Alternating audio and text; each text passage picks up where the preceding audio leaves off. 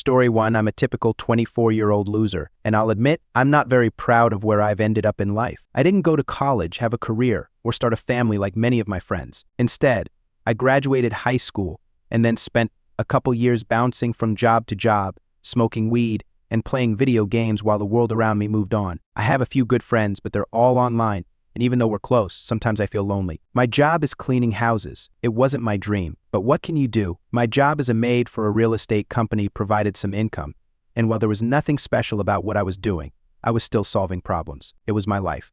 Sometimes I felt like it would always be that way. Today I had a new job. Cleaning a huge house, I was told, was a priority. The job had to be finished in a week because the house was going to be put on the market. You can do it, my boss said.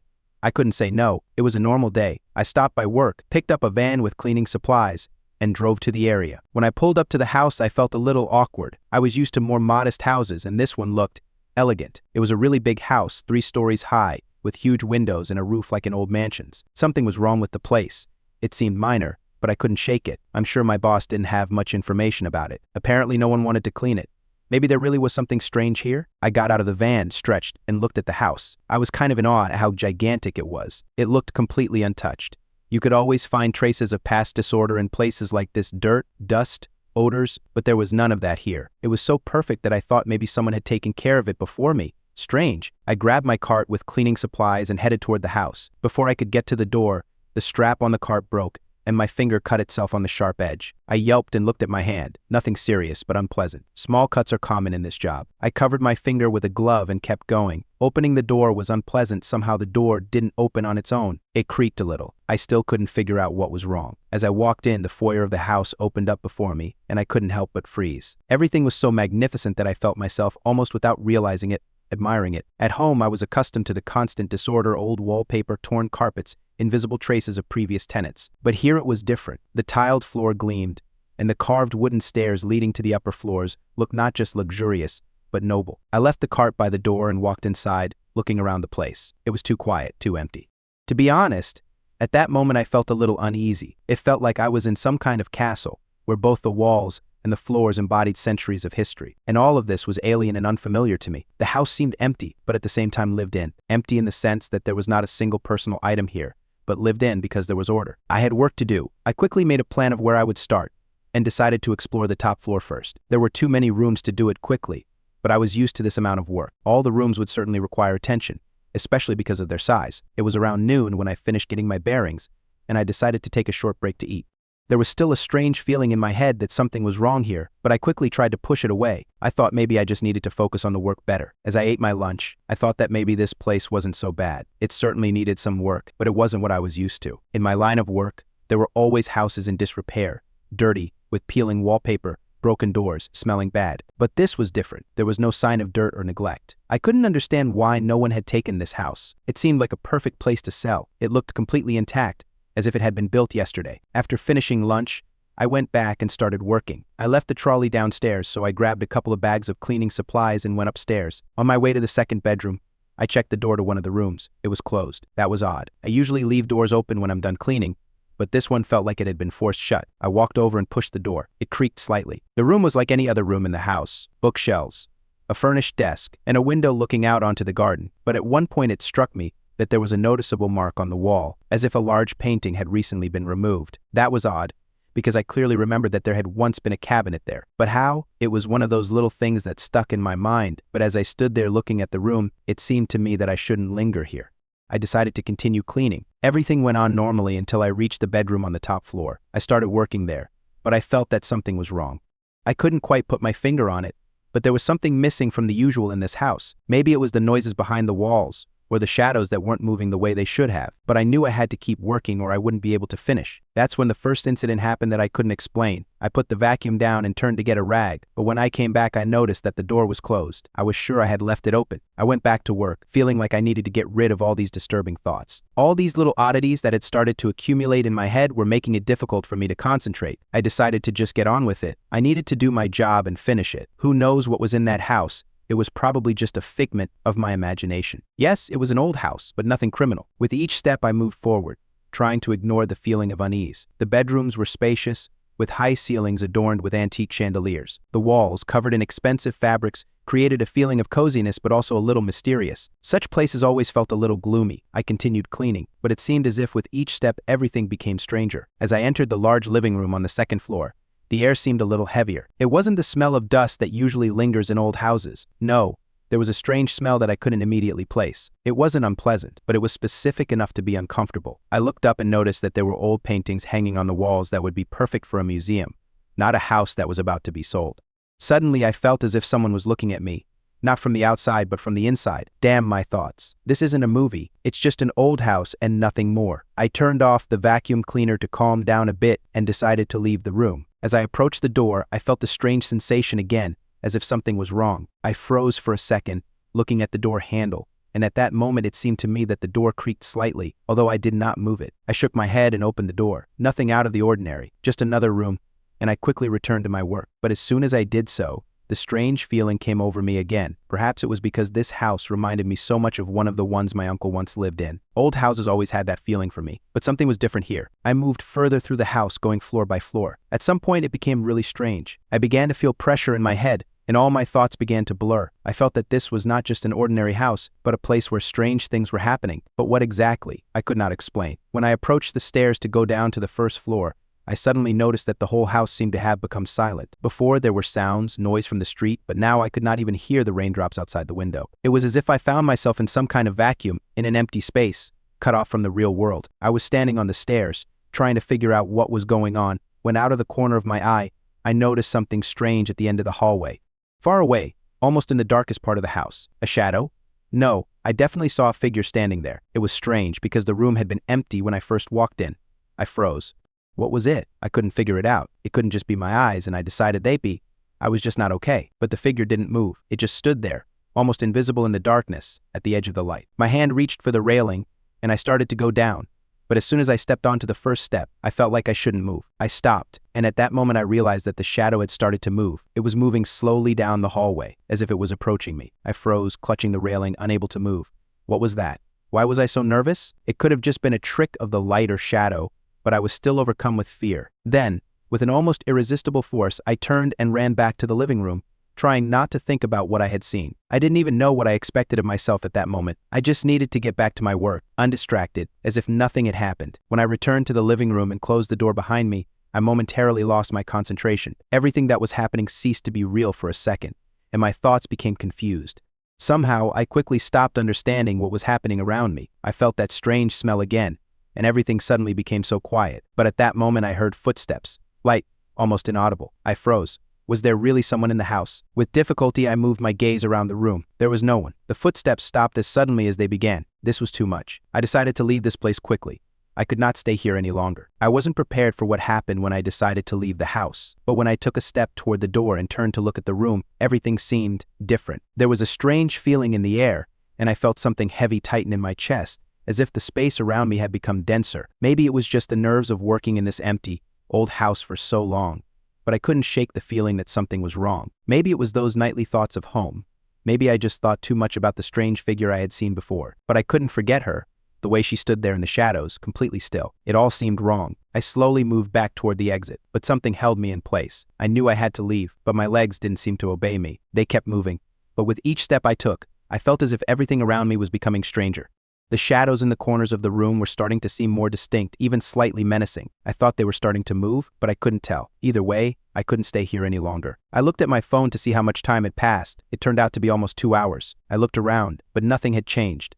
However, the strange feeling did not go away. I thought it was just my tiredness, but then I noticed that it was raining outside, although it had not been raining when I arrived. Dark clouds were gathering in the sky, and it seemed that the house had become even darker. I did not know what was more disturbing: the foggy weather, the strange behavior of the house itself, or the fact that I kept thinking about an invisible figure that seemed to be watching me. I was standing in the hallway when I suddenly heard footsteps again, precise footsteps, as if someone was moving slowly through the house. It was so loud that I felt my heart clench. I knew that all the windows were closed, and that I could not see anyone who could possibly be in the house. And yet the footsteps did not stop. They were moving down the stairs, right in my direction. My breath caught in my throat and I froze, listening to the sound. The footsteps were getting closer. Was it another employee? But wasn't I the only one who was supposed to be here today? The boss said no one would be here. I wanted to move away, to run away, but something held me in this place. I continued to stand there, unable to move. Thoughts flashed through my head. It's just my nerves.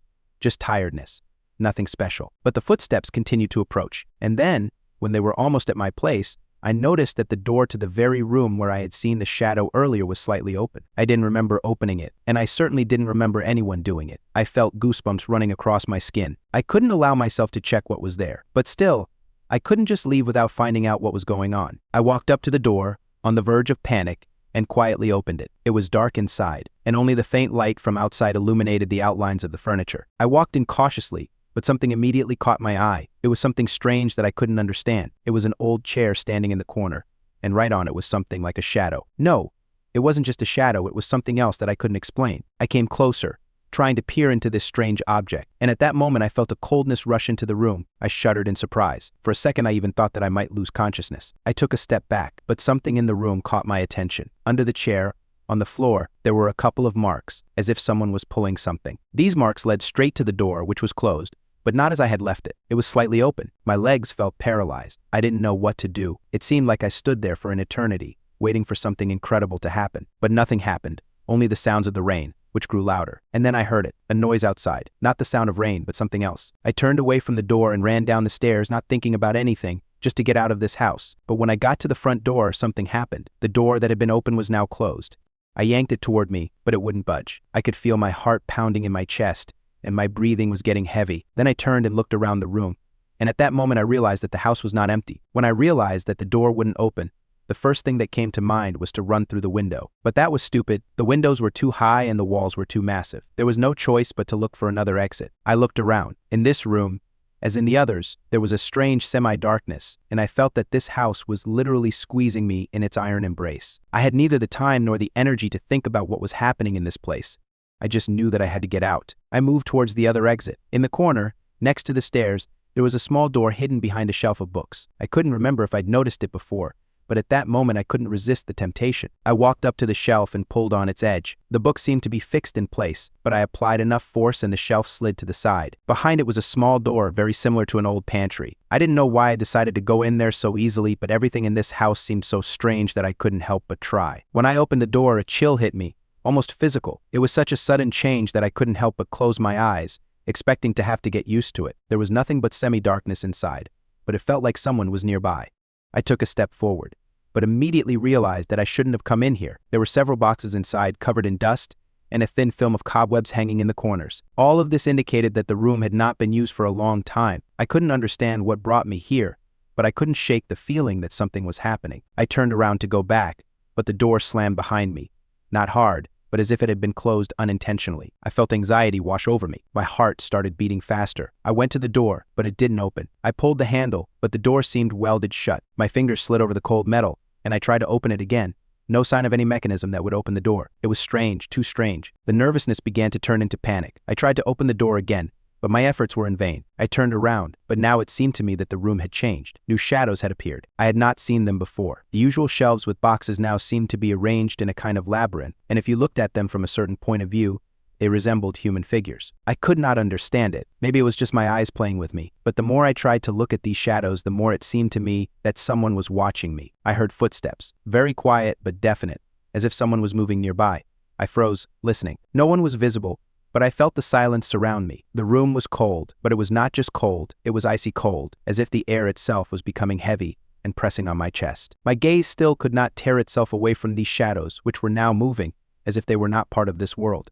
I took a step back, but as soon as I did, one of the creatures from the corner lurched forward. Its outline seemed indistinct, but it was still clear. It was alive. I rushed to the door, but as I expected, it did not give in. I panicked, kicking the walls, trying to find a way out, but I was trapped. The shadows were now moving slowly towards me, as if getting closer, and the air around me became even more viscous. The noise of footsteps did not stop. It became louder and louder until it filled the entire space in the room. I felt how every muscle in my body was clenching in panic, but I could not stop. I tried to get out, but the door did not give in, and the shadows kept coming closer. I did not know what they were going to do.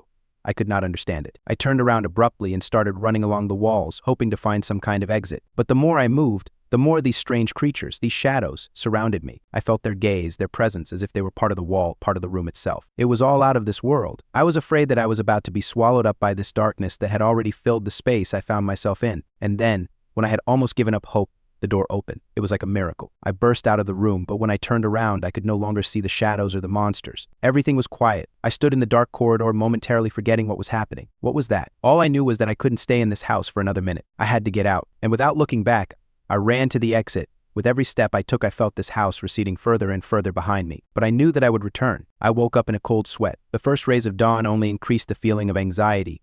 The house around me seemed alien, even in the familiar semi-darkness of the bedroom. My heart was pounding so loudly, as if it was about to burst out of my chest. I sat up in bed, looked up at the ceiling, and for a moment felt my head spinning from fatigue and fear. It seemed as if I had not slept at all. The nightmare of yesterday, if it had been a nightmare, was still in my head. I saw the shadows in the room, thickening, taking shape, and the footsteps outside the door seemed all too real. I had run from the house in terror, but when I got downstairs I realized that the door was closed in front of me, and I had nowhere to run. I was trapped. In desperation I fought the lock, my body, the air itself, but eventually I managed to break free from the room and ran out into the street without looking back. I didn't remember anything after I ran to my van, parked a block and a half away. I got behind the wheel, shaking all over, and drove away without turning off the engine. Then I stood there for a long time, waiting for the shaking to pass. I didn't know what to do, but one thing kept nagging at me. This house wouldn't let me go. Now I sat on the edge of the bed and listened to the wind hum outside the window. Every rustle seemed suspicious. I knew I had to go back. I couldn't leave this place alone without figuring out what was going on there. But the thought of entering this house again made my blood run cold. I stood up and went to the window. The street was empty, the gray silhouettes of houses hidden in the semi-darkness. I remembered leaving the house yesterday, locking the doors with shaking hands and driving away. But I couldn't get far. Something kept me here, maybe guilt for quitting my job, maybe fear of the unknown that led me to a dead end. I looked down and saw the box of my things I'd dragged from the van. The cart of cleaning supplies sat in the corner, a reminder that I was still at work. I needed to get back and finish cleaning, but I knew this wasn't just a job anymore. I stood up, straightened my shirt, and walked out of the room. The hallway was quiet. My footsteps echoed dully on the parquet floor, as if the house itself were listening to my every move. I walked, trying not to look around, but the shadows by the walls seemed too dark, as if they were frozen in anticipation. I passed the closed door to the office, the same door that had been blocked earlier. There were small scratches on its surface that had not been there yesterday. I froze and looked closely. The scratches formed a strange pattern, not like random ones. I felt something inside me twitch with horror. I raised my hand and touched the doorknob. The metal was cold as ice. My fingers tightened around it, and I took a deep breath. I knew I shouldn't open this door, but I needed to know the truth. I turned the handle and the door creaked open. The darkness beyond was thick and impenetrable, but I could make out a familiar corner, the same closet where I'd gotten stuck yesterday. Step by step, I walked inside. That icy cold hit me again, but I kept going. The boxes were still in their places, but their shadows had suddenly taken on strange shapes. In one corner, I noticed a glinty amulet I'd found in the attic. It was lying on the floor, as if someone had thrown it there. I bent down and picked it up. It felt warmer in my hands than I remembered, and a strange glow flickered in its patterns. I picked up the amulet and turned it over in my hands, and then I heard footsteps. Not quiet, but distinct, as if someone was descending the stairs. I turned around sharply, but saw no one. My heart began to beat faster. I turned to the closet door and rushed to the exit, but behind me I heard a hoarse whisper, a word I couldn't make out. I didn't know if it was a ghost or just an echo of my fear. I stormed out of the closet, ignoring my belongings, and ran down the stairs. At each step I felt something pulling me back, but I kept going. I burst into the foyer, where everything was as immaculate as the first day, but now everything seemed foreign. I headed for the exit, paused at the threshold, and suddenly the headlights illuminated me. The van I had arrived in was parked at the door. The driver, my boss, got out of the cab and looked at me silently. I froze, not knowing what to say. He raised his hand, pointing to the amulet in my hands. I looked at it, and in that moment, everything became clear. My boss wasn't just an employer, he was the guardian of this house, and this amulet was the key to what this place was hiding. I felt everything inside me change, fear mixed with curiosity, and I realized that I couldn't leave. He stepped toward me and took the amulet. "You found it sooner than expected," he said quietly. His voice didn't sound quite human. I felt the house shake behind us, and the lights in the windows grew brighter, as if the house had come alive. I stood there, not knowing what to do. But I knew one thing, this wasn't the end. And I couldn't leave until I found out what this house was hiding. Story 2. I worked the graveyard shift at a small local TV station in rural Montana. It's one of those jobs that you accept as inevitable, part of the routine of life. You don't expect great things to happen. The station is more like a place where you make sure nothing goes wrong with the automated broadcast system while everyone else sleeps. 12 hours of mind-numbing boredom, punctuated by the occasional technical glitch, or so it's supposed to be. Local news, weather reports, and old movies that play at night. None of that matters, especially in a small town where most of the population is either asleep or working the night shift to make ends meet. I usually just sit in the control room, watching the screen and making sure nothing is wrong. Sometimes I fall asleep, but you can still hear if something is wrong. The movies we play at night are all from the public domain. They are old black and white westerns, detectives, or sci-fi from the 50s. I haven't watched them for a long time, although I probably wouldn't find anything remarkable even if I had. After all, for me, like for most people, they are just background. Background that fills the emptiness of the night hours and gives each viewer the opportunity to fall asleep faster. After all, someone has to watch even if no one needs it. It was about 3 in the morning, and I was sitting in the control room watching one of the films. Usually at this time, sitting in my chair, I feel a half-asleep state when my eyes close by themselves, but my consciousness is still watching what is happening. At this moment, something caught my attention. On the screen was an old western, standard for our late-night shows. A scene with 2 men crossing paths in the desert. Behind them is empty space and an unrealistically blue sky. But suddenly I noticed a figure in the background. It was barely noticeable, like a dark spot standing in the distance, behind the main characters. It wasn't just a shadow, but a figure, like a person, but too blurry, like it was part of the background. The figure was static, and I thought it was just a shooting error, that it should be part of the background. In any case, it wasn't something worth paying attention to. I nodded to myself and just kept watching. Still, it haunted me. I rewound the film, hoping it was just a mistake or that I had missed something. But when the scene started again, the figure was different, gone. I couldn't figure out where it had disappeared to. It was strange, very strange. Maybe I'm just tired, I thought. On the night shift, things start to feel different. Too much coffee, too little sleep. Sometimes even the ceiling feels strange. I quickly jotted it down in my notebook, as if it was just a funny moment from the night shift, something I could laugh about later. Maybe it was just fatigue getting to me. I checked the screen settings again and continued watching. Nothing out of the ordinary was happening anymore, but the feeling that something was wrong didn't go away. I started thinking about the strange figure that had disappeared again. The next morning, as I was about to leave, I decided to watch that moment again. I opened the file with the broadcast recording to see exactly what it was, but nothing. There was no figure on the screen, just a regular movie with a blank background. I tried to find it again, rewinding, but I couldn't. Maybe I really did make something up, but something was bothering me. A few days later, night fell again, and again I sat at my desk in the control room, half asleep. But this time I was more intent on watching the screen.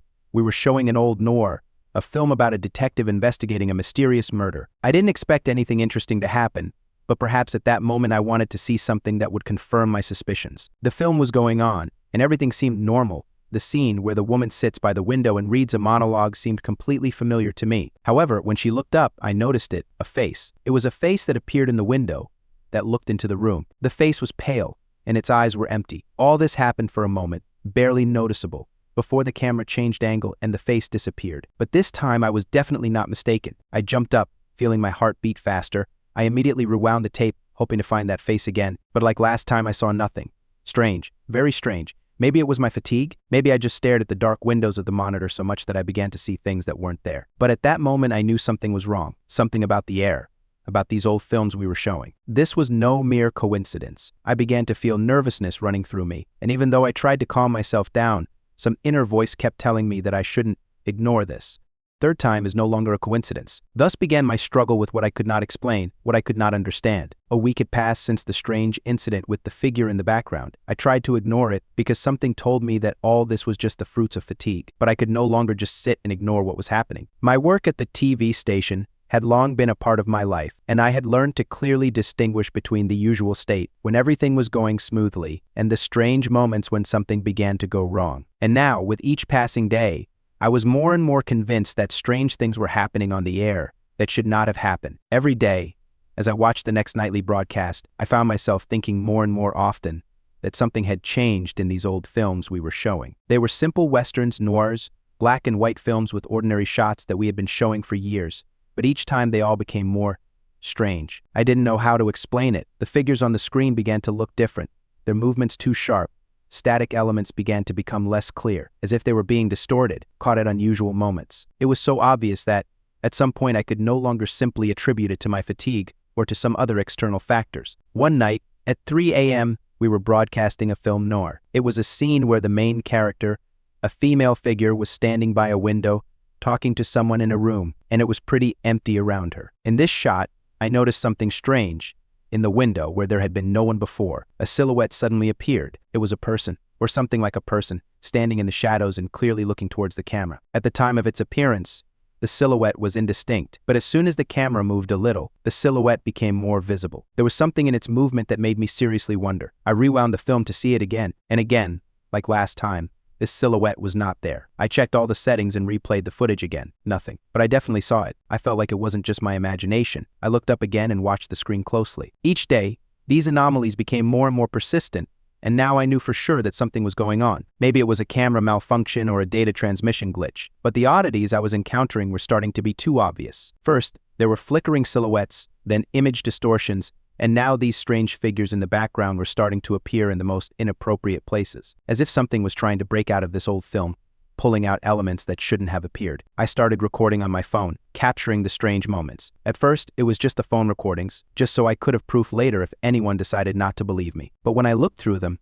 I found nothing. Same movie, same scene, nothing out of the ordinary. Everything was perfectly normal, as it should be for an old movie. But I knew that on the screen I was watching in real time, changes were happening. Then my boss came to one of the night sessions. As always, he seemed a little sleepy and skeptical. I told him about the strange things I had observed, and as expected, he just shook his head and advised me to get more rest. He always reacted like that, laughing and not taking my observations seriously, but his reaction did not stop me. So I spent several nights absorbed in these inexplicable phenomena. Then, one night, when Night of the Living Dead was on, the situation took a completely new turn. It was one of the most famous films, in which many zombies and strange scenes were familiar to me down to the smallest detail. But when one of the zombies appeared on the frame, everything changed. He did not just stand and shuffle as usual. He turned directly to the camera, and his mouth began to move. On the screen, in complete silence, I clearly saw how his lips began to move, and although I could not hear the sound, I clearly saw what he was saying. It was terrifying. He moved his lips, and although there was no sound, I clearly read,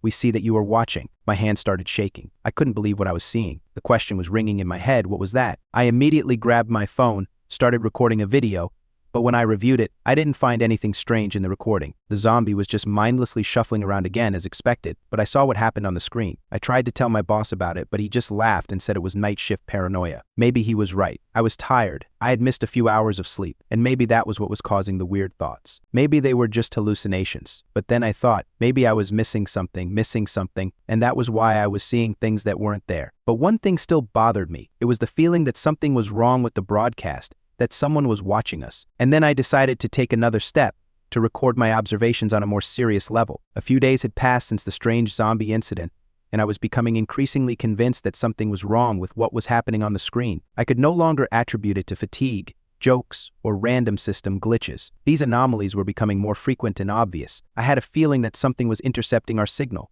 and I decided to find out. Every night I watched the feeds carefully, trying to catch these strange moments. Sometimes they happened in the most unexpected places, at moments when I thought everything would be normal.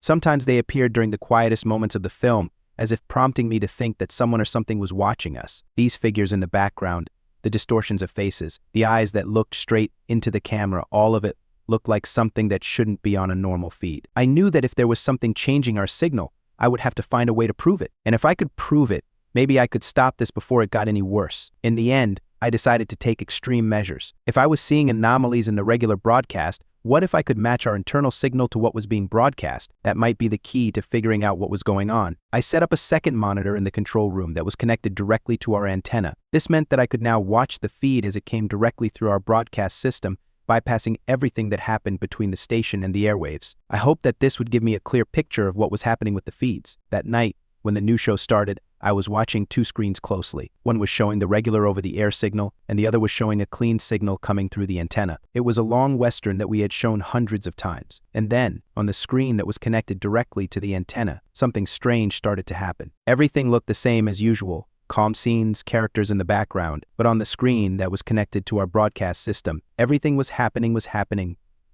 At first, I didn't pay much attention to it. The delay was insignificant.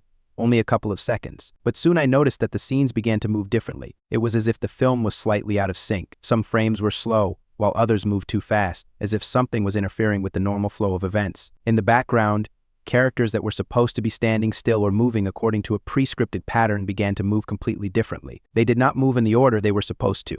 Some characters became brighter, while others became duller. Eyes that had seemed normal before now looked strange, as if something was wrong inside them. I knew something was wrong. But when I looked at the screen that was hooked up to the studio system, everything looked the same. No changes, no deviations. The characters moved as usual.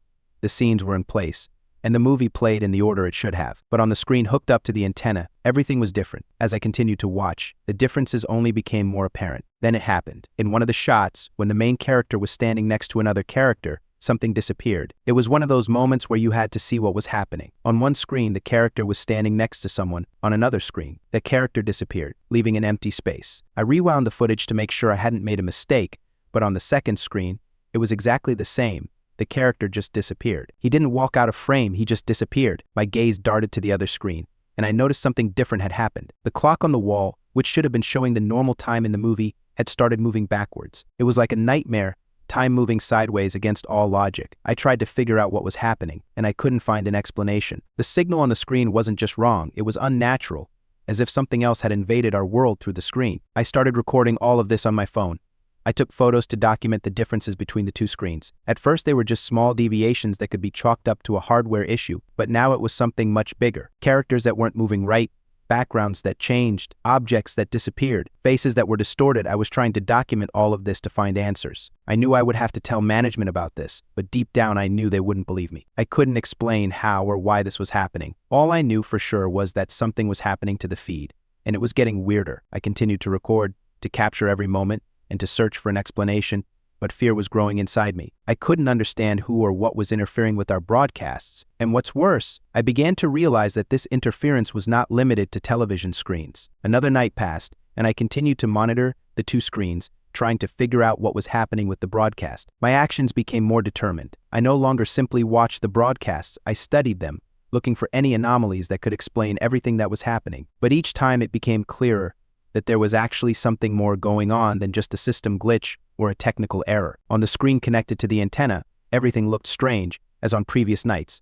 Suddenly, when a scene with several characters appeared on the screen, I noticed that one of them was not standing as he should have been. He should not have been in that place. It was a clear violation of the script. He was standing in the corner of the frame, as if he should not have been there. He looked unnatural, almost like a drawing inserted into the real world. I continued watching, and then things got even stranger. Just as the hero was about to take a step forward, he suddenly turned sharply toward the camera. His face was distorted, as if it didn't belong to him, but to some other creature. Black eyes, empty sockets, a look that seemed to penetrate me, to look into my soul. He shouldn't be looking at the camera. He shouldn't be moving like that. He was static, part of the scene, and now it seemed as if he knew he was being watched. I flinched away from the monitor, my hand automatically reaching for my phone to record the scene again. I was sure this was what I had been looking for. This was no accident. This was on purpose. I sped up the recording to capture the moment, but as soon as I looked at the screen, the scene returned to normal. He was standing properly, his eyes were normal. There was nothing out of the ordinary. I wiped the sweat from my brow and turned off the recording. It was terrifying. My suspicions began to take on a more sinister form. If this wasn't just a signal glitch, what could it be? I felt a chill run down my spine. This character he knew. He knew I was watching. And it seemed like he was watching through more than just the screen. At some point, the thought occurred to me that everything I saw could be some kind of dream. I could have simply believed it, if not for what was happening on the screens. Something was changing in the films themselves. It was no longer just oddities in the character's behavior or distortions in the background. It was something alive that was interfering with the films. It was as if someone from the inside was trying to manipulate reality, changing it as it went. As I was trying to process everything that had happened, the screen changed again. In what should have been a simple panoramic image of the city, I saw a figure. It was not in the background, but right in the center of the screen. It was the silhouette of a man. It was dark, almost invisible, but its presence was clear. I felt something inside me tighten. I rewound the video to see what had happened before, but the figure was still there. It was impossible. I was starting to lose patience. I checked the settings, the connection, all the connections, everything was fine. There was no interference, no technical errors that could explain what was happening. At that moment, something changed on the screen. The silhouette of a man began to move. He shouldn't have moved. He was part of the background, part of a static scene. But now he was moving, approaching the camera. He was walking straight towards the screen. I felt my skin crawl. It was something alive, something trying to interfere. I opened the settings and checked the connection again. No change. Everything was as it was. But on the screen, he was still getting closer. And with each step, his face became clearer, more real. It was so ominous that I could hardly tear my eyes away from the screen. When the figure finally got close enough, it stopped. I couldn't breathe. It was as if something was watching me through the screen, through the glass of the monitor. I felt my head spinning. It was as if I was not just a spectator, but a part of this nightmare. I couldn't understand what it was. Why did it appear? As the figure came closer, I realized that it was now looking directly at me. I could feel that gaze. It was real. It was not part of the movie. It was something else, something alive. Its eyes could not be real. They were black, empty, like two bottomless wells. It knew that I was looking, and something in its gaze told me that I was now part of it too. I wanted to turn off the screen, but I couldn't. I couldn't tear my eyes away. I sat there, frozen, trying to figure out what was happening. Why was that figure looking at me? Why was I seeing it on the screen when it wasn't supposed to be there? And just when I felt like I couldn't take it anymore, the screen suddenly went dark. Everything was gone. The figure was gone. The scene returned to normal, and it seemed like nothing had happened. But I knew it wasn't just a dream. It was a real intervention, a real presence, and it was looking at me. I couldn't believe what had happened, but I couldn't forget it either. Everything that was happening seemed unreal, but my body felt it too clearly. Even when the screen returned to its usual state and the figure disappeared, I couldn't shake the feeling that something was broken, something went beyond normal perception. The next morning, I was back at the station. I tried to continue working as usual, monitoring the broadcasts, not noticing anything strange, but deep down I knew that these were no longer just coincidences.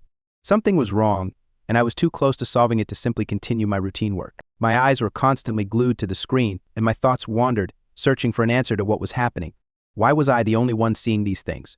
Why did they only happen at night? When the screen fogged up and that strange silhouette began to move, I felt something heavy, unimaginable, descending on me, as if the world around me was beginning to crumble, and I, along with it, became part of something greater and unknown. I tried to find an explanation, going through all the possible theories. Maybe someone was trying to hack our system, or was it just radio interference? I kept looking for logic in what was happening, but the more I tried to explain it in technical terms, the more I felt my assumptions crumbling. I saw these anomalies appearing on the screen, like shadows, figures, faces. They couldn't be the result of computer errors or outside interference. I decided to try again. That night, I returned to the control room with new thoughts. This time, I was prepared to look for more than just interference or glitches. I was looking for something more, something that could explain why these figures were only appearing in the broadcast and not in the original digital files. I was sure they weren't random. The night began as usual, but I couldn't concentrate. I looked at the monitor, and its reflection in the glass of the device seemed somehow alien, unreal. From time to time, I turned around, checking if there was anyone behind me, but of course there was no one. I tried to convince myself that this was just the consequences of night shifts and fatigue, that it was all my nerves playing a cruel joke on me. But I couldn't push this feeling away. I couldn't ignore the fact that I was only a spectator, and that something was happening to reality.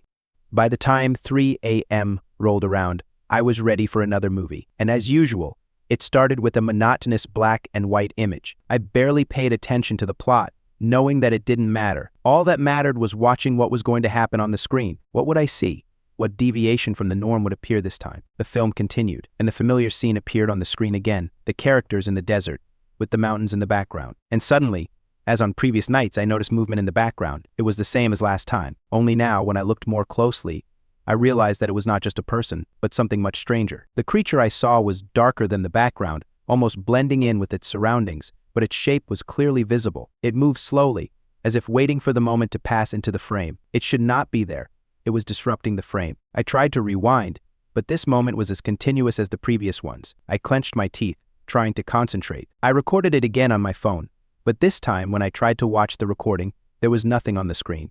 Just a black screen. I felt my mouth go dry. This couldn't be real. When I looked back at the screen, the figure was closer. I stood there and watched it approach, but I couldn't figure out what it wanted. It moved in the same way it always did, as if it knew I was watching. I was sure this thing wasn't part of the movie. It was alive, and it knew about me. My heart was beating so fast I thought it would burst out of my chest, and what was even stranger was that the figure seemed to change. Its outline became clearer, and then it moved straight toward the camera. That was the moment when I realized she was walking toward the screen, toward reality.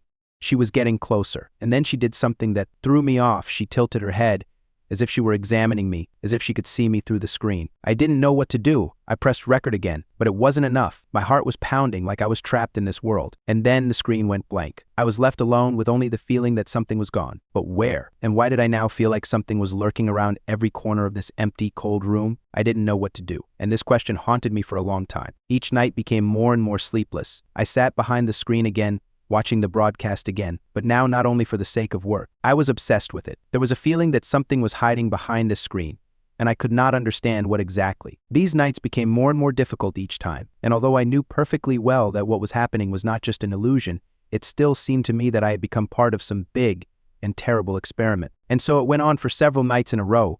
Each time I followed the camera's movement, waiting for that very figure to appear, which now seemed not just strange, but also dangerous. It didn't come every time, but its presence was inevitable, as were my expectations that it would appear. I was afraid that if I didn't watch, it would just appear itself. It would be nearby. It would be in the real world. These thoughts wouldn't leave me. I continued to film every moment, every second, when something went wrong. And yet, despite this, I increasingly felt myself losing my grip. At times, I could see strange distortions in the frame, as if something was interfering with the filming process itself. This was not just a signal failure. There was something happening on the screen that should not have been there. It was the feeling that I was watching a world that existed parallel to ours. One day, as the night was approaching its peak, I suddenly noticed that the screens were flickering. It was subtle at first, but over time a new effect became noticeable. The screen seemed to fog up, its edges became blurry, and the characters' faces blurred, as if the camera couldn't focus. But this wasn't a normal glitch. It was something else. I tried rebooting the system, but nothing helped. Everything was not going as it should.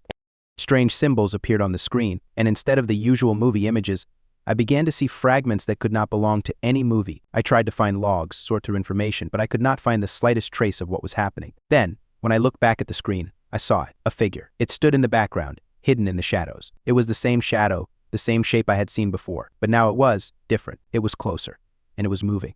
I felt my chest tighten. My heart started beating faster. It wasn't just an image, it was an actual presence. Then I realized that I wasn't just watching this world, but it was watching me. I couldn't deny any longer that all of this was real, that there was something on the other end of this screen that wanted to get out, that wanted to become part of reality. But why? I felt a sense of unease growing inside me. It wasn't just curiosity anymore. It was something far more sinister. I tried to move away from the monitor, but I couldn't. My eyes couldn't tear themselves away from the screen. I sat there, mesmerized, watching the figure approach the camera. When it was close enough, I saw its face, her face. It wasn't a human face. It was distorted, like it was constructed from many different features, all mixed together into one unnatural mask. But what was most terrifying was that it was looking at me. It wasn't just an image, it was alive. It was real. At that moment, the screen flickered again, and I felt a force pulling me into the screen itself. I couldn't understand what was happening. It was as if this world, these screens, were like windows through which one could enter another dimension. I tried to tear my gaze away, but I couldn't. This feeling became more and more powerful. Everything around me began to disappear, dissolve into darkness. I felt something pulling me. It was pulling me into this screen, into this image. I couldn't believe it. It was a physical sensation, as if something invisible was wrapping itself around my body like rings, preventing me from leaving. I tried to fight it, but I couldn't. I was trapped. I was part of this world. With each passing second, I became more and more convinced that this was no accident. This figure wasn't just appearing on the screen, it wanted to get out. It wanted to cross the screen and become part of the world I knew. And it seemed to know that I was the last one who could stop it. My strength was leaving me, and I realized that I could no longer hide from this. This was not a simple anomaly. This was something much more. And as the figure approached the screen again, I felt my gaze becoming increasingly empty. I did not know what else could have happened, but I knew one thing: I had become part of this nightmare. I closed my eyes, but it didn't help. I felt the screen becoming more and more real. I was inside it. I didn't know how much time had passed. Everything around me became blurry and fuzzy, as if I were floating in a thick fog. At times, I felt like I was back in the room, at my desk, with the monitors flickering and emitting strange, barely perceptible sounds. But every movement, every glance became more difficult, as if I was losing touch with reality. Everything around me began to fade away, until there was nothing left but a single, unblinking screen. I couldn't tell if I was still in the control room, or if I had already entered another place, a place where the world was distorted, where the screen was not just a window into reality, but the very center of everything that was happening. I tried to figure out how to get out of here, but the more I tried myself being swallowed up by this place. I felt imprisoned, as if I were part of this space, this device. I felt a weight on my chest. My breathing became unbearably heavy, as if I was being squeezed by an invisible iron hoop. But when I opened my eyes, I was not in the control room, not at the table. I was standing in some room, dark and empty. There was nothing on the walls except strange lines that seemed to melt, creating the illusion of movement. I tried to move, but my body didn't seem to obey. I felt like a puppet, controlled by a force I couldn't resist. There was silence all around me, but deep within it, I sensed something important, something that was waiting for me to realize. I clenched my fists, trying to regain control, but every gesture, every movement only pulled me further into this strange space. And then I realized all of this was connected to what I had seen on the screen. All of this was a reality that I had created, or perhaps a reality that was created by something else that was watching me. This place was not just a space, it was a dimension in which I had become part of something much larger. I couldn't explain what it was, but I felt it in my entire being. I took a few steps, and the walls began to move. They weren't real walls, they were changing like shadows, like pieces of code changing shape on a screen. I saw her again, the figure. She was standing there in the distance, but now I knew it wasn't just an illusion. It was something that existed outside of me, something older and stronger than me. The figure didn't move. It just stood there, and I could feel it watching me. And then, as I tried to take another step, something touched me. It was something cold and empty. I felt it wrap around my chest and arms as if it was trying to swallow me whole. At that moment, I realized that this figure was not just a shadow, it was a part of me. It was my reflection, and this reflection was now watching me, as I had once watched it through the screen. I saw how its eyes, which had always been empty, began to fill, and now they were looking at me not from the screen, but in reality, right in the face. I stepped back sharply, but my legs wouldn't obey me. I found myself on the border between the real world and what was beyond. I realized that I could no longer leave this world, that it had become mine. Everything I did, everything I saw was not just an accident. It was predicted. I was part of something much bigger than I could have imagined. And there she was again, this figure approaching me, her face becoming clearer. I saw something in her eyes that I knew. It was a familiar feeling. It was a feeling of being watched, as if I had always been expected, as if I were part of this scenario. And now, when she came to me, I realized I had become part of her. At that moment, I felt the screen turn on again, but now I was not just a viewer. I was in that screen. I was inside everything I had once perceived as external reality. My eyes were wide open and I felt everything I had ever known disappear. The whole world, this whole city, my life, everything was dissolving. This was my last awakening, and when I opened my eyes again, I was no longer in this world. I was not in the reality I knew. I was in another place, in another dimension, where there was nothing but the shadow and its presence. Everything became dark, and I realized that I would never see this world again. Story 3. When I was in high school, we had a janitor named Justin. I can still remember his figure gliding through the halls of the school with a broom, almost invisible, but always noticeable. He was one of those people whose name everyone knew, but no one remembered why.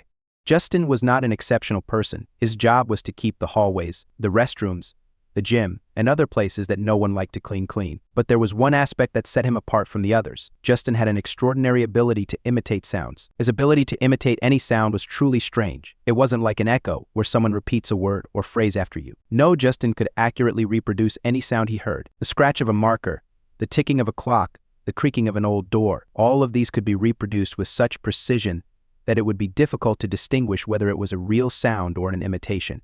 Sometimes I thought he was just doing it for fun, but in reality, it was his way of interacting with others. He was like a human parrot, a living musical instrument that could play any note. Justin loved it and was often surrounded by children who watched his art with curiosity. He could easily create entire sound performances just by standing in the middle of the school, playing with the sounds around him. Sometimes he even imitated the voices of teachers, or rather, their manner of speech. Once he even imitated the exact tone of the school principal's voice, which caused a storm of laughter among the students. But perhaps the most unusual thing was that he could even imitate the sounds of animals. When I first heard him make a sound similar to a cat growling, I could not contain my surprise. It was so accurate that for a second I believed that there was a real cat next to us. But there was something special about this day. Justin happened to be in the hallway when a stray cat was walking around the school. I don't know what made it come so close, but it was clearly scared and wasn't going to back down. The cat was growling, hissing, and showing its teeth.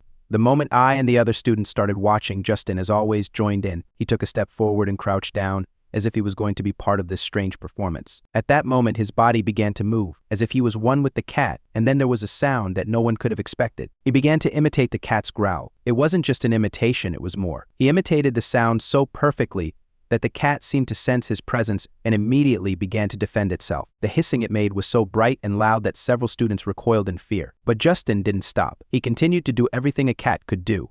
He growled, just like one. I watched in confusion as the cat, feeling threatened, began to retreat. When she finally ran off, leaving us alone, Justin stood up and smiled. His face lit up with the satisfied smile of a man who had just won an unusual competition. He put his hands on his hips and began to twirl with his broom, as if in a dance, which added to the strangeness of the whole situation. But when he looked at us, the students gathered nearby, his gaze fell on me. I couldn't take my eyes off him. Something in his gaze was strange. He wasn't laughing like the others. His eyes were bright, full of some mysterious power. At that moment, I felt a sense of unease creeping up on me. Even despite his friendly smile, I still couldn't figure out what was wrong, but something in his behavior made me wary. After this incident, he continued his way through the school corridors, collecting admiring glances and giggles. His skill was becoming legendary. His imitations were what connected him to us. Every day he played with this gift, as if it was his goal, to make everyone laugh, wonder, and admire. He was the one who brought something unusual to the ordinary school day. His talent was admirable, and at the same time something frightening. I didn't know why, but I kept watching him. Justin was like Mr. Uncatchable. I tried to ignore his quirks, because people like that were everywhere, and I knew better than to think about him too much. But even so, every time he was around, I felt something change. His ability to be funny and scary at the same time made me feel strangely uneasy. The moment he smiled at me was different from all the others. He wasn't laughing in response to everyone's joy or joking. No, there was something different in his gaze, something I couldn't understand. At first I thought it was just his way of being good-natured, but the moment he stopped and looked only at me, I felt that something was wrong. Something was alarming me. And from that day, from that look, I understood that Justin was not just a person with an unusual talent. There was something more to him, and I was afraid that I could not understand it. A few days had passed since the strange incident with the cat, and life at school, as it often does, had returned to normal. But that strange moment when Justin had imitated a cat's growl was still ringing in my head. It left a bad taste in my mouth, although I tried to convince myself that it was just a coincidence. Maybe he was just trying to make us laugh, that's all. But the more I thought about it, the more I couldn't shake the feeling of unease. Justin continued his work at the school as before. He was always there when I passed by, and always seemed busy cleaning.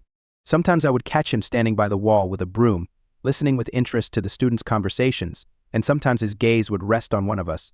And again, I felt uneasy. He never said anything unnecessary. His whole life was reduced to fulfilling his duties, but he always seemed to be aware of what was going on around him. I couldn't help but think that he was somehow watching us, as if he knew all our secrets. One day, after school, I went into the bathroom. It was one of those places in school where no one wanted to linger for long, so I always tried to get out quickly. I went into one of the stalls, locked myself in, and did my business. But when I opened the door to leave, I saw Justin sitting on the floor against the wall. His broom was lying nearby, and he seemed to just sit there and stare at the floor. He wasn't moving, making no effort to continue cleaning, and his eyes were blank like he was absorbed in something. I didn't know what to think. Why was he sitting in the bathroom?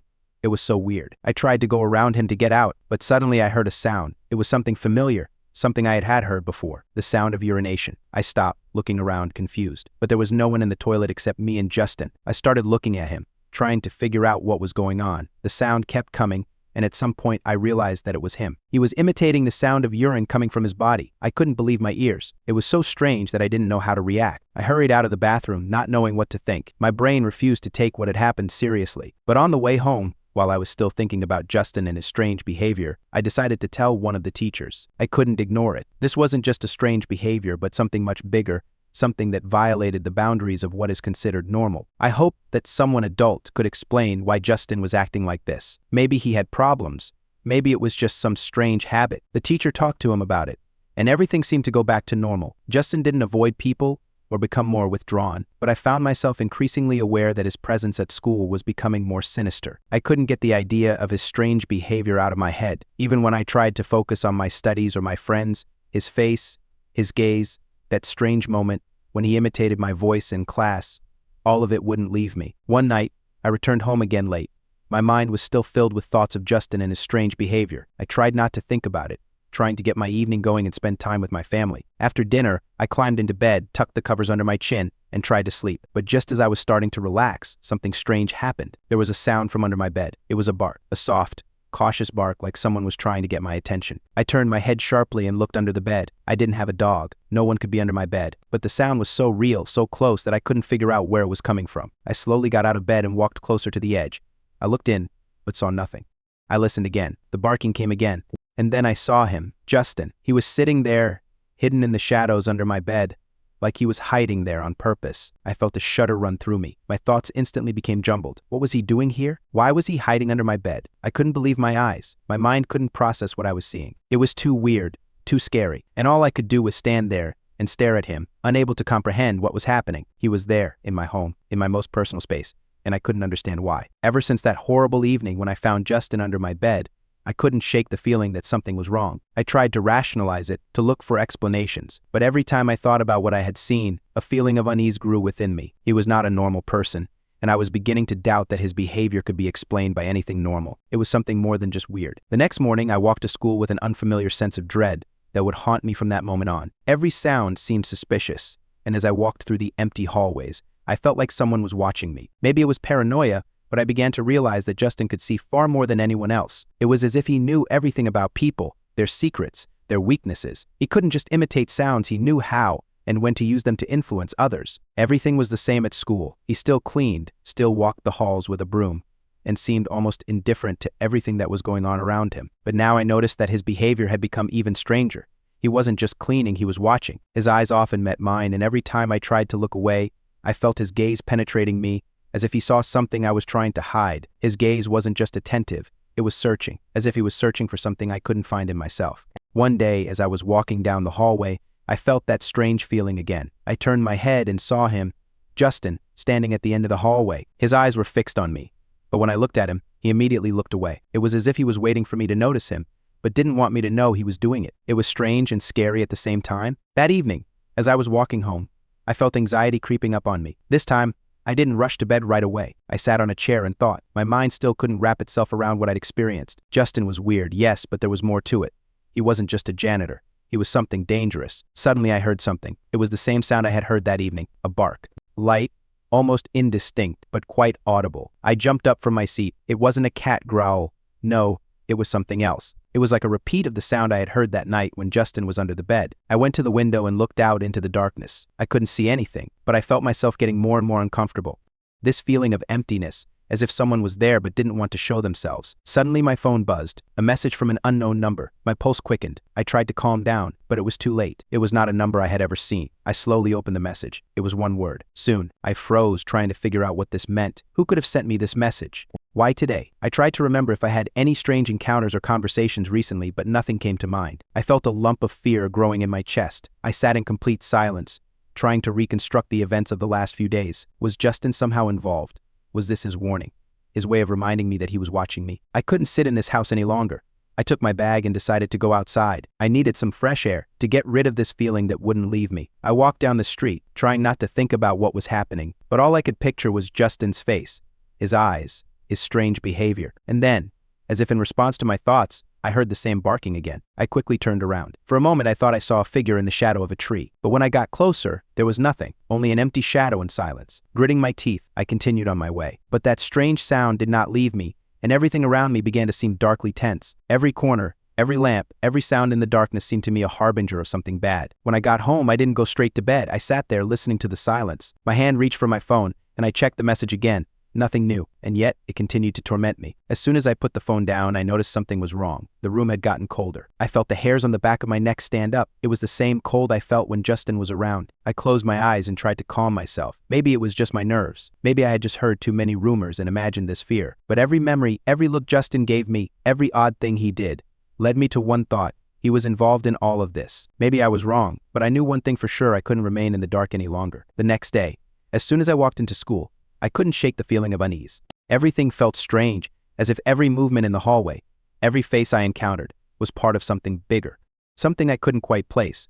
I felt like something was brewing, and Justin was at the center of it. His presence had become so palpable that even his silence made me uneasy. He wasn't just a janitor anymore. He was part of something that was beyond normal. Every time I saw him, his gaze was unreadable. He showed no emotion, but his eyes said he knew more than he should. It was as if he saw people's deepest thoughts.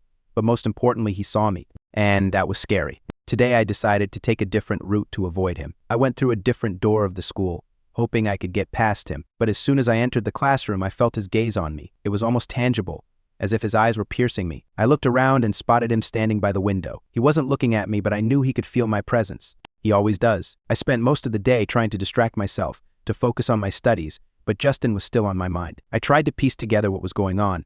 Was this some kind of trick or just a coincidence? But something didn't add up. I couldn't quite put my finger on it. But I felt like Justin wasn't just weird, he was dangerous. At the end of the day, as I was walking down the hallway, I felt that strange, unsettling chill again. It was as if someone was watching me. I quickened my pace and almost ran out of the school without looking back. It was cold outside, and the evening air was sharp on my skin. But at that moment, I felt a little freer, as if the dark walls of the school were not letting me breathe. On my way home, I heard that sound again, the barking, light, almost imperceptible, but I knew it was him. Justin, somewhere nearby. This time the sound was stronger, as if he was following me. I quickened my pace, but that lump of fear was growing inside me again. It wouldn't leave me. I knew I couldn't hide from him, and no matter what I did, he would be somewhere nearby, watching me. When I got home, I ran inside, locking the door. The feeling of anxiety didn't go away, and I could feel the pressure in my chest getting stronger. I had to do something. I couldn't sit and just wait for this to escalate into something worse.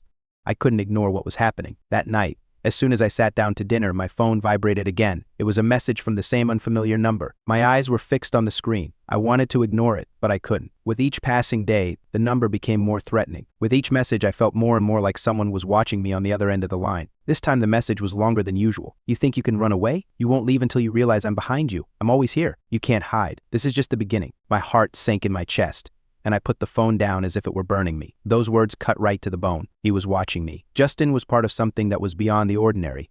Maybe he really knew how I felt, what I was thinking. Maybe his abilities were more than just repeating sounds. I couldn't ignore it any longer. Everything I was experiencing was slowly becoming a real threat. This wasn't just the janitor's weird behavior, It was something much more serious. I tried to convince myself that it wasn't true, that I was making all this weirdness up, but I couldn't hide the truth from myself any longer. Justin wasn't just a person. He was an element that was creeping into my life, and I couldn't stop it. I couldn't run from it. It was only now, sitting in the quiet of my room, that I began to realize that Justin was part of something bigger, that everything that was happening was no accident, and I didn't know if I'd ever get out of this, if I didn't understand what was behind it all. But I knew one thing: I needed to know the truth before it was too late. My gaze slid to the phone again, and I decided not to ignore another message. It was short, but that was what made it the scariest. "You don't see the whole picture. I'll show you." My heart started pounding and my insides tightened. It wasn't just a threat. It was a promise. The next day began as usual, but I could no longer perceive familiar things as something ordinary. I entered the school, and everything around me seemed strange, as if the familiar walls and corridors had become part of some nightmare that did not want to let me go. And Justin was no longer just a janitor.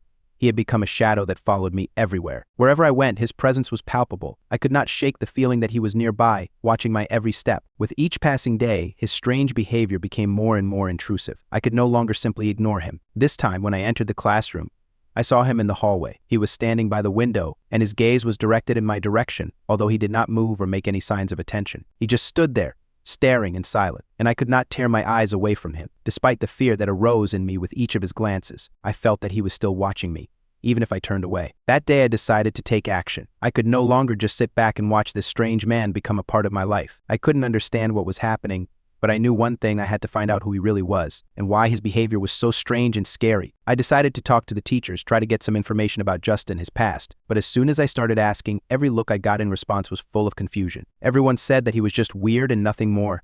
No one gave me any specific information about him. I began to realize that maybe everyone knew that something was wrong with him, but no one could explain exactly why, and that made everything even weirder and scarier. But I wasn't going to stop. I started looking for more information, digging into this man's past. In the evening, when I returned home, I again felt the same strange chill that had haunted me from the very beginning. I nailed the door shut and started searching again. It was like an endless labyrinth in which I lost myself. But that's when I found something strange. In the old school archive, among other documents, I found information about Justin, his note, his data. Everything seemed quite ordinary, but one detail caught my attention. He worked in different places, moved a lot, changed jobs. But I found one strange detail. His notes were strangely erased, as if he was trying to cross out something important. It didn't take me long to realize that this man was not who he claimed to be. It was then that it became clear to me that I was trapped. He was part of something I couldn't understand. I began to suspect that he wasn't just strange, but dangerous. All his behavior, his ability to imitate voices, his strange looks, his piercing silences, they weren't random. He was like something that gets into your mind, into your life, and won't let go. That night, when I went to bed, I heard again that familiar barking that had been haunting me all this time. It was somewhere nearby, almost next to the house. I sat up and began to listen, trying to figure out where exactly the sound was coming from. But nothing was visible, only silence, as if nothing had happened. Then I felt something invisible pulling me into the dark depths of my mind. I couldn't control my thoughts anymore. All I knew was that Justin was part of something beyond normal understanding, and his manipulations, his abilities, all of this wasn't just an accident. He was connected to something greater than what mere humans could comprehend. That night I had a strange dream. I was standing in the school hallway, and Justin was there, but he wasn't himself. His face was distorted, his eyes were flashing, and he was saying something I couldn't understand. I tried to run away, but his voice followed me, sounding like a whisper in my head, and I couldn't find my way out. When I woke up, I felt like my reality was starting to break down. I couldn't figure out what was real and what was part of some nightmare. I only understood one thing: I couldn't live like this anymore. I had to figure out who he really was before he showed up in my life again. I had to be prepared for the fact that this man wasn't just a janitor. He was something much more dangerous, and I couldn't let him continue to ruin my life. The next morning I woke up with a feeling of anxiety that didn't leave me for a second. All those nightmares, strange events, glances I'd met, all of it felt more real than just my fantasies. I knew I had to act, but I understood that going down this path could be dangerous. Not only for me, but for everyone around me. Justin was like a shadow. He was everywhere, and the more I tried to ignore him, the more he became a part of my life. Every look he took, every step he took, every sound he made, began to turn into something unbearable. He was in places he shouldn't be, and I couldn't understand why none of the adults noticed his oddities. But maybe they had gotten used to him long ago, thinking he was just weird. But I knew there was more to him than that. That day I returned to school, the same anxiety haunting me. I walked into the hallway and almost immediately felt his presence. Justin was standing by the old window, as always quiet and unnoticeable, but his eyes were watching my every move. It seemed to me that he knew something about me, something I could not understand. I decided to take a step to find out what was really behind his strange behavior. I approached the teachers, trying to learn something new again, but every conversation with them seemed useless. They all said the same thing: he's just weird. No one believed my words. No one took my concerns seriously. Justin was part of the school, part of their world, and they didn't want to change this familiar order of things. It was like hitting my head against a brick wall.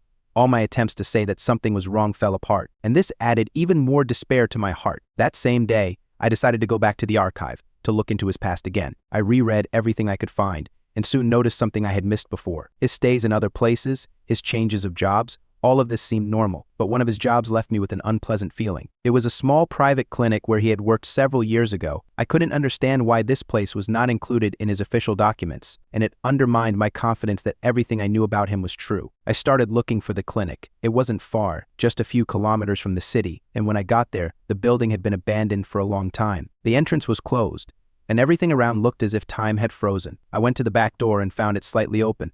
Slightly wary, I walked inside. Dim light filtered through the dusty windows, giving the place an abandoned feel. It was empty inside. All the documents and medical records that could tell us anything about Justin were gone. But as I looked around the building, the feeling that someone was watching me grew stronger. Suddenly, I heard a creaking sound that seemed familiar. It was the creaking of a doorknob. I quickly turned around, but saw no one. The feeling of unease grew stronger, and I hurried away without waiting for an answer to my questions. When I got home, I decided I needed to know more about Justin. He couldn't just disappear. I couldn't believe that this whole weird thing was just a coincidence. He was connected to something much more complicated than I could have imagined, and his weirdness was just the tip of the iceberg. That night, I had another strange dream. This time I was in a school, but the hallways were dark and empty. I looked for a way out, but there seemed to be none. When I turned around, I saw Justin. He was standing at the end of the hallway, his eyes shining like two bright lights. He wasn't moving, but his presence was palpable. I felt something pulling me toward him. I tried to turn and run, but my feet were pinned to the floor. I couldn't move. I couldn't get away. Then his voice, the same one I had heard in real life when he imitated my poem, spoke words that made me wince. "You can't run away from yourself." I woke up with a sigh of fear, but when I opened my eyes, I felt like I couldn't shake this feeling that Justin was still here, in this house, in this world, and that I couldn't escape what was about to happen. The next time I went back to school, I knew he was there, and that time would be the last. Justin was there again, but this time I knew there was nothing I could do about it. All I could do was wait and see what would happen next. The next morning, when I woke up, I felt that the world around me had changed. It wasn't just a feeling, it was a realization that I couldn't go back to the way I had been before. All those nights, nightmares, and weirdness had become part of my existence. I couldn't ignore my anxiety anymore. I couldn't live as if nothing was happening. Everything around me seemed thick, tense, and there was a threat in the air that I couldn't quite place. Every step I took felt unnatural. I felt like my actions were becoming part of something far more complex and terrifying than I could have imagined. At school, Justin was back in his place, the quiet, elusive observer, but this time his presence was more tangible than before.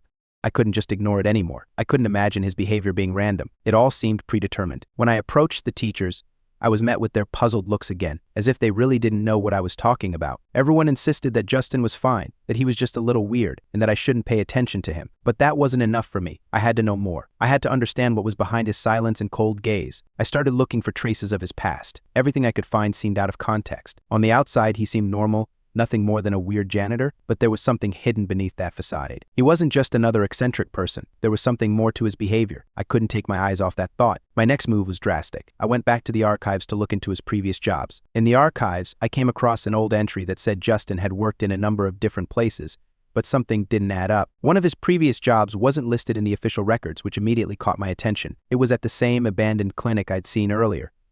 I knew it was empty, but I was starting to get the picture that Justin wasn't just connected to that place, but maybe something much more dangerous. My search led me to the abandoned clinic building. I stood in front of it again, feeling a chill run down my skin. The place hadn't changed. It was still as dead and empty as it had been that first time. But I knew there had to be some clue, something that would explain this whole strange chain of events. I walked to the back door, which was ajar again, and stepped inside. The building was dark, covered in dust and cobwebs. Everything seemed frozen in time. I walked slowly through the halls, feeling excitement wash over me. This place didn't inspire fear. It instilled a sense of something unsaid, hidden from view. I searched for documents, records, anything that might shed light on its secrets. I found a closet that was almost completely empty, but in one corner, I noticed an old file worn down by time. Opening it, I came across several notes that seemed to have been hidden. But even if someone had tried to erase these pages, I could still make them out. These notes spoke of strange experiments that were conducted here, of people who disappeared, and of things that were not of this world. My heart started beating faster. This couldn't be true. I thought it was just paranoia, but everything I found confirmed my worst fears. Justin wasn't just a strange man. He was part of something much darker and more dangerous, and maybe I was at the center of this shadow that was reaching out to me. Before I realized that someone was watching me, I felt a breath on my neck. I turned around, No one was there. But inside I felt like I had just encountered something that was connected to this building, something that was connected to Justin. I hurried out without waiting for my search to be completed, but in my head I was already beginning to put together the disparate pieces of this puzzle. That evening, when I returned home, I found myself trapped in my own thoughts again. I knew that if I didn't act, if I didn't find out what was behind Justin's mask, things could end very badly. I couldn't trust what I thought was reality anymore. Every step, every movement, every look was part of something much more terrible than I could have imagined. As night fell, I felt like I couldn't close my eyes again. I couldn't continue to live in this shadow without knowing the truth. And despite my fear, I knew I had to face something I couldn't understand. Justin was part of this evil, and I needed to figure out how to stop him. There was only one thought in my head. It's too late to turn back. Story 4. In those years when I was in elementary school, the world seemed much simpler. My friends and I were inseparable, and we were all interested in one strange thing: collecting books about ghosts and supernatural phenomena. These books seemed something special to us, even magical. They were full of scary stories about ghosts, evil spirits, and all sorts of supernatural events that would scare anyone. But we were children, and fear only increased our curiosity. We exchanged books, stole volumes from each other that were becoming rare. Danae, our classmate, was especially passionate about this topic. She always kept her books like treasures, and her eyes lit up when she began to read aloud. Every time during recess, we would sit in a circle and whisper under our desks, telling each other scary stories. In those days, each new ghost book seemed like an event.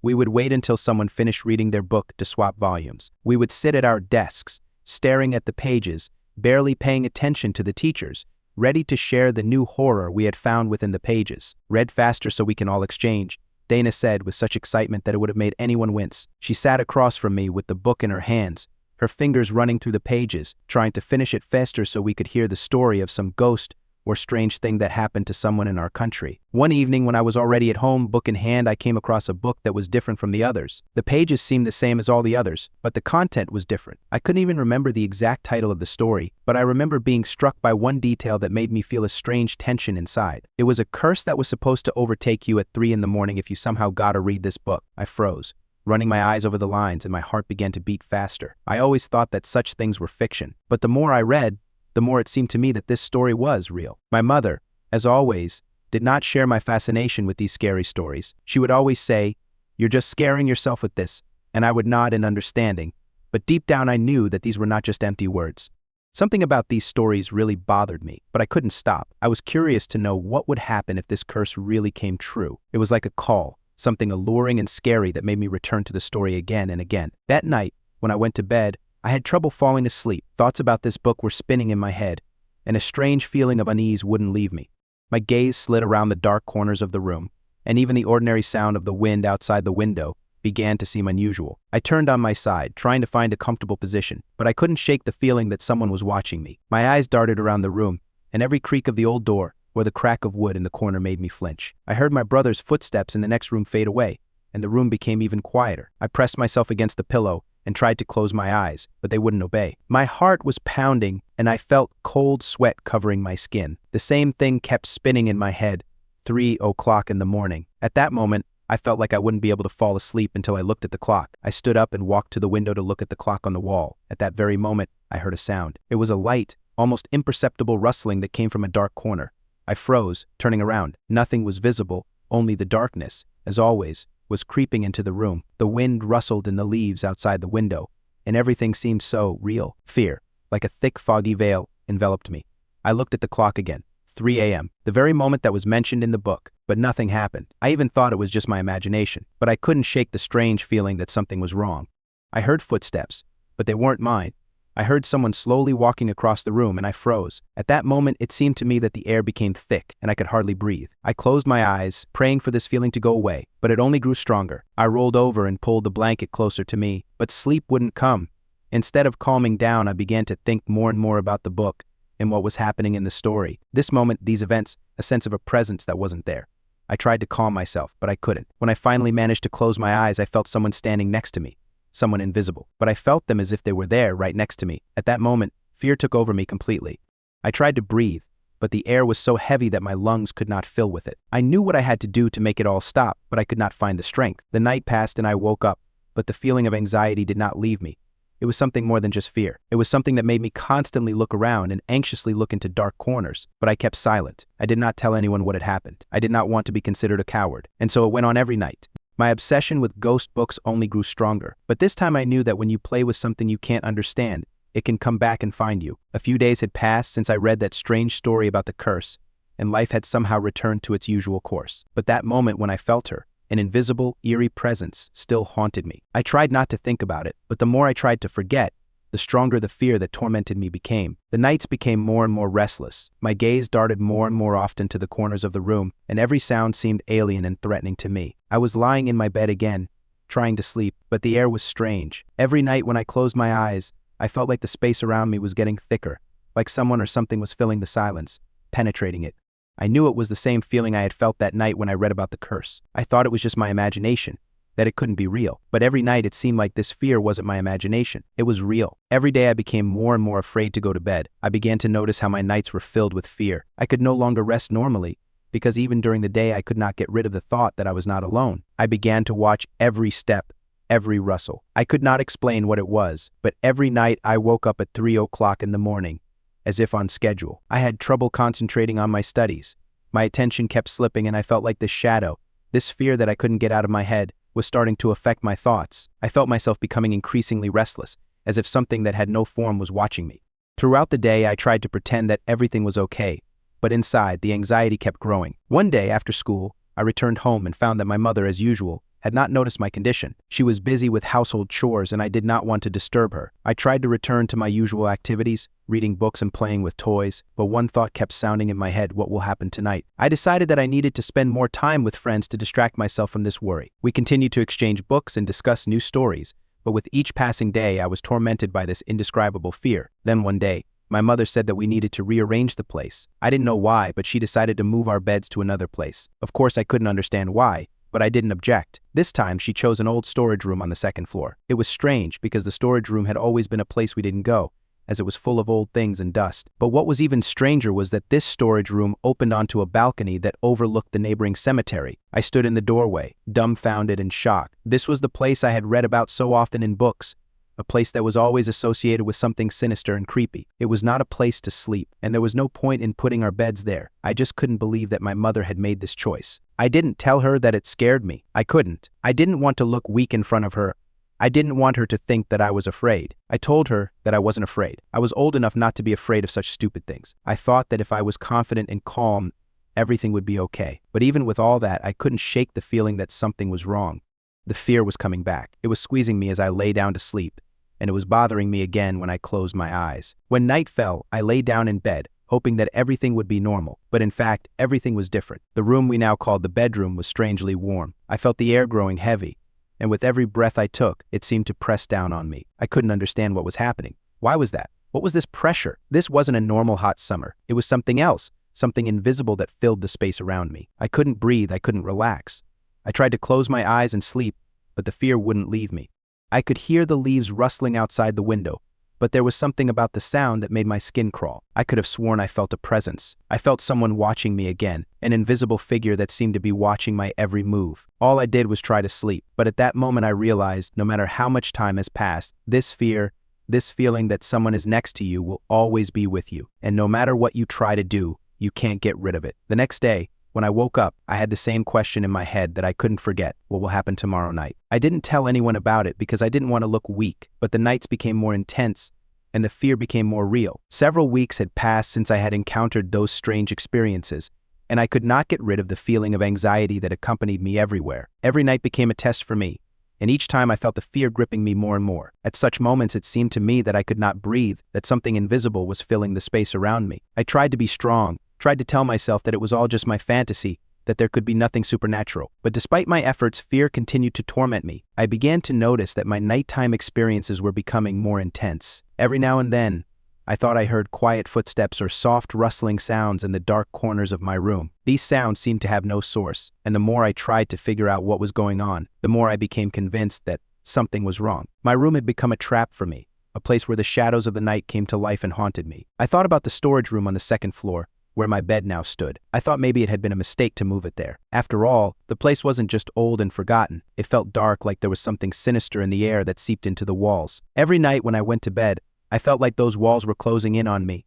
I couldn't explain the feeling, but it was real. At first I tried to ignore it, but it grew stronger with each passing day. One night, When I couldn't sleep again, I decided to explore the house. I knew it was illogical, but I couldn't stop. My gaze slid into dark corners, and every creak of the floor under my feet made me flinch. I went to the windows, where the dark silhouettes of trees seemed as ominous as the night sky. The wind that blew outside made a strange noise, as if something unnatural was moving in the darkness. I tried to calm down and went back to my bed, but as soon as I settled in, the feeling of a presence returned. It was as if someone was standing right next to me, invisible, but very real. I tried to close my eyes, but I couldn't forget the strange sounds I was hearing, and how they were becoming louder and more distinct. I felt a chill run down my spine, and something in the room became even darker. I didn't know how to explain it, but something was wrong. I stood up and looked at my watch. It was 3 o'clock in the morning. At that very moment, I felt the silence around me break. Suddenly, the air in the room became thick, as if something incredibly heavy was hanging in space. I stood in complete silence, not daring to move. I heard the sound again, light footsteps moving across the room. I froze, not believing my ears, but the sound was becoming clearer. Someone was walking around me, but I couldn't see anyone. I quickly looked around, but there was no one in the room. Fear gripped me. I felt my breathing get heavy, and suddenly something made me turn to the corner of the room. There, in the darkest place, stood a figure. I couldn't make out its features. It was like a shadow, but its presence was obvious. It didn't move, but I knew it was there. I couldn't say a word. I just stood there, afraid to even breathe. The figure was getting closer with each passing moment, and I didn't know what to do. All I could do was turn to the wall and try to pretend that it wasn't there, that it didn't exist. But the feeling that something was watching me didn't leave me. At some point, I felt the figure come very close, and although I couldn't see it, I was sure that it was there. My thoughts were confused and incoherent. I didn't know what to do, and only thought about how to somehow regain the feeling of safety. The night dragged on like an eternity. I didn't know how much time had passed, but suddenly I realized that the figure had disappeared. Everything returned to its previous state, and silence filled the room again. I tried to fall asleep again, but the fear wouldn't leave me. I felt it penetrating my thoughts, its cold gaze pursuing me. I couldn't understand what was happening, but I knew that these strange phenomena were not stopping, but only getting stronger. With each passing day, with each nightmare, I became more and more convinced that this house was not just an ordinary place. It hid something that defied explanation. I thought that perhaps all these supernatural occurrences were simply the result of my fear and imagination, but I could not shake the feeling that something was really wrong. And every time I tried to ignore it, it returned in even more terrifying forms. I knew I couldn't go on like this, but what could I do? How could I get rid of this shadow that followed me, this ominous presence that filled every night? I didn't know the answer, but I knew one thing: whatever it was, I couldn't escape it. And every day I felt it getting closer. A few days passed, and it seemed like the nights were getting longer and darker. I didn't know when I started to perceive every rustle, every sound as a potential threat, but it was becoming a part of my life. The fear didn't leave me, and with each passing day it became more and more real. Even the light of daytime didn't help to get rid of this feeling that settled in my soul, like an invisible shadow following me. I kept trying to keep up a normal appearance. I went to school, I met with friends, but every time I was alone, I felt that shadow returning. And despite all my efforts, it became more and more intrusive. The day I first noticed my hands twitching from tension, I realized that I could no longer ignore what was happening. I couldn't continue to live with this fear, and perhaps I was even starting to get used to it. I remembered how at night, in that very room, I would wake up and hear footsteps. I didn't know then what it really was. I thought it was just the wind or a random noise. But now, as I lay in my bed, I wasn't so sure. Everything was different. The footsteps were clearer, and the space was more full. I felt that this shadow, which I couldn't see but felt, was approaching. Every day I became more and more aware that something strange was happening in the room. I tried to explain it to myself, but each time I could not find a logical explanation. I was sure that no one in the house walked at night. I could not believe it, but everything became so obvious that I simply could not ignore these sensations. I began to feel how everything around me was shrinking, how the air became dense and heavy. It was a feeling that I was not alone, that someone was with me in this space, someone who should not have been here. When the night came, I decided not to go to bed. I didn't want to feel that shadow watching me anymore. I decided to take matters into my own hands and figure out what was going on. I got up and turned on the light, hoping it would make me feel safer. But it didn't work. The light didn't help. I felt it start to fade, like the darkness was consuming it. The room was strangely quiet, but I heard it again. Footsteps. Very distinct footsteps that echoed around the room. I turned around, hoping it was just my imagination, but it was all too real. I was standing in the center of the room, and suddenly I realized that something was standing right in front of me. It was so eerie that I couldn't move. I was staring at an empty space, but I knew it was there. It wasn't just my imagination. I felt the air tighten around me like something invisible but very real was standing in front of me. I tried to scream, but I couldn't. My body wouldn't obey me. I stood there paralyzed. I didn't know how to fight it, how to get rid of this fear that was now filling me. I felt this presence getting closer with each passing second. I saw it, felt it, but I couldn't figure out what it was. I didn't know what it was, but I knew it wasn't something I could just let go of. I decided to go back to bed. I thought that if I closed my eyes, everything would disappear, but it was a mistake. As soon as I lay down, I felt him again. He was there next to me. I couldn't move. I tried to close my eyes, but the fear wouldn't let me go. My whole body was tense, as if I was ready for something terrible. At that moment, I realized that the nights would no longer be the same. Something had changed, and I didn't know how to deal with it. I couldn't ignore it anymore. Fear took over me. I felt like this shadow was watching my every move now. I tried to believe that it was just my imagination, that it wasn't that important. But every night when I closed my eyes, I felt its presence. It was real, and I couldn't find a way to get rid of it. Fear became my constant companion. It followed me wherever I went. I tried to find an explanation, tried to convince myself that it was just a figment of my imagination. But with each passing day, it became more and more real, and now I understood that in this house, not everything was as it should be. This shadow, this presence that I felt, it was real, and I did not know how to cope with it. The night came too quickly, as if time were moving at a strange accelerated speed, and I found myself again in this house, which now seemed alien and ominous to me. It seemed that with each passing day it became darker and darker, and I increasingly felt its walls closing in on me. This feeling did not leave me even in those moments when I tried to forget and immerse myself in ordinary affairs. Even the bright day could not dispel this darkness that settled in every corner of the house, in every rustle. I tried not to think about it, tried to live my normal life. But every night when I returned home, I felt like something was wrong. The space around me began to become cramped, and the air became heavy. I couldn't understand what was happening, but one thing bothered me.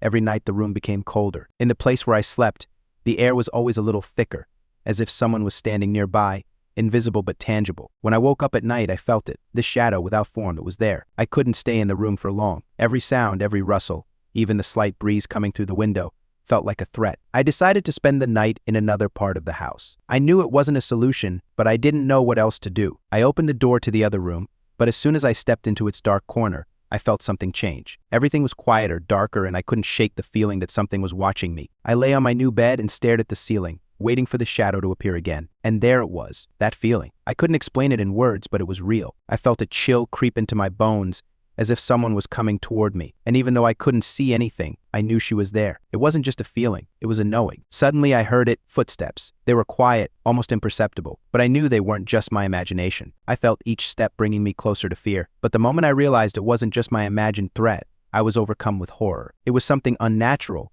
something that shouldn't be here. I knew that nothing good would happen to me if I stayed, and yet I couldn't bring myself to get up and leave. My hand shook as I tried to pull the blanket, but I couldn't. I froze as I felt the presence again. It was standing next to me. I couldn't move, I couldn't speak. I was completely paralyzed. At that moment, I realized that I might not be able to get out of here. This house wasn't just a place to live, it was something more. It was watching me, and I was its prisoner. I couldn't tell how much time had passed, but the night seemed to stretch on forever. Everything around me was engulfed in darkness. I was trapped, and I didn't know what to do. Even if I got up and left the room, the feeling of this presence continued to haunt me. It wasn't just a figure, it was something I couldn't understand. I didn't know where it came from or how to deal with it. The silence in the room became heavy, and everything around me seemed filled with this strange feeling that I couldn't describe. I felt myself breathing heavily, my mouth dry.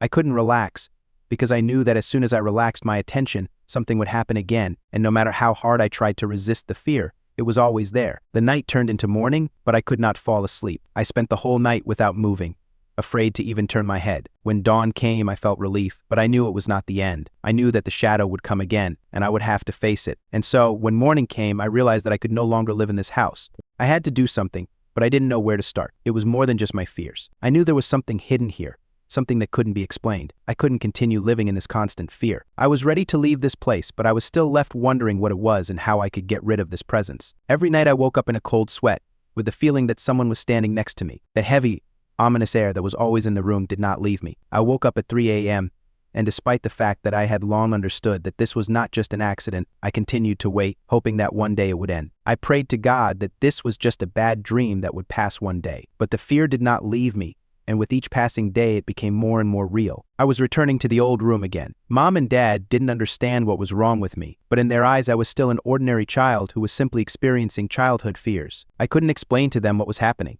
Even if I tried, they wouldn't believe me. So I remained in my silence because I knew that no one would understand me. When I started sleeping in that room again, it wasn't the same place I'd known before.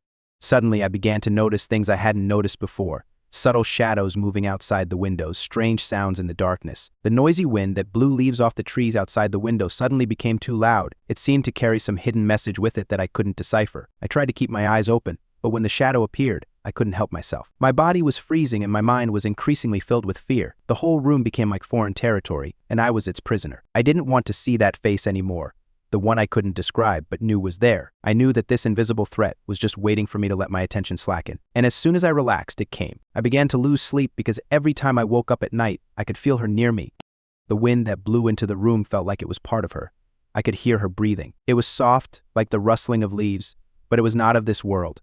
I could feel it, and it was getting closer. I didn't know how to behave anymore. Fear was taking over me, and I couldn't find a way out. At some point, I decided not to sleep again, to maybe prove to myself for once that I wasn't crazy. I decided to just sit in the room and wait for what would happen. But the longer I stayed in the dark, the stronger the fear became. At that moment, I realized that I couldn't control my body.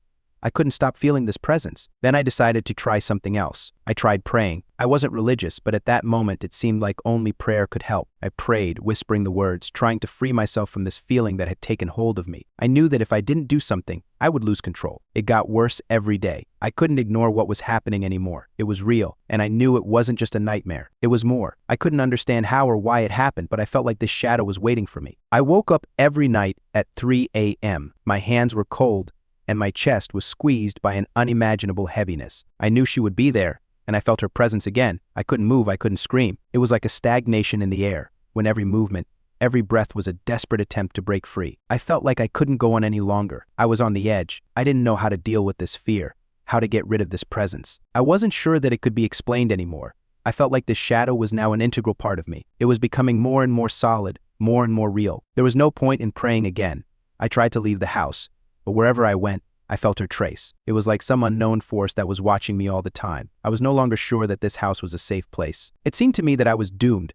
I was losing hope, and this feeling became my reality. And yet, I knew I had to find a way to stop it. I couldn't just give up anymore. I was going to face this thing, figure out what it wanted from me, and defeat it. But just when I thought I'd be ready for any challenge, I realized it would take more than just courage. I didn't have the confidence to just open my eyes and face what stood in the dark. Every night, I continued to wake up at 3 a.m.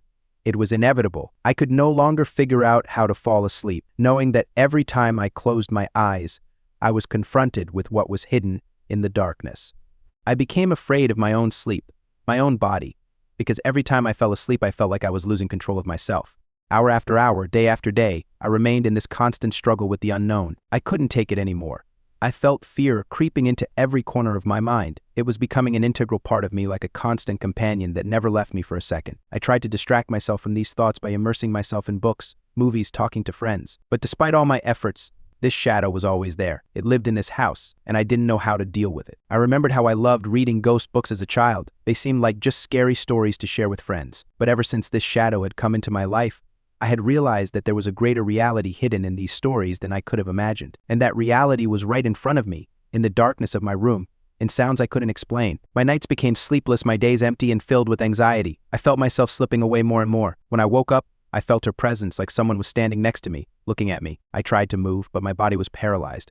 I couldn't move, I couldn't scream. All I could do was try to calm down, wait for this feeling to go away, for it to be over. But it didn't go away. I couldn't cope with it alone. I started looking for help. I talked to my mother and told her about my experiences, but she didn't believe me. She thought it was just nightmares.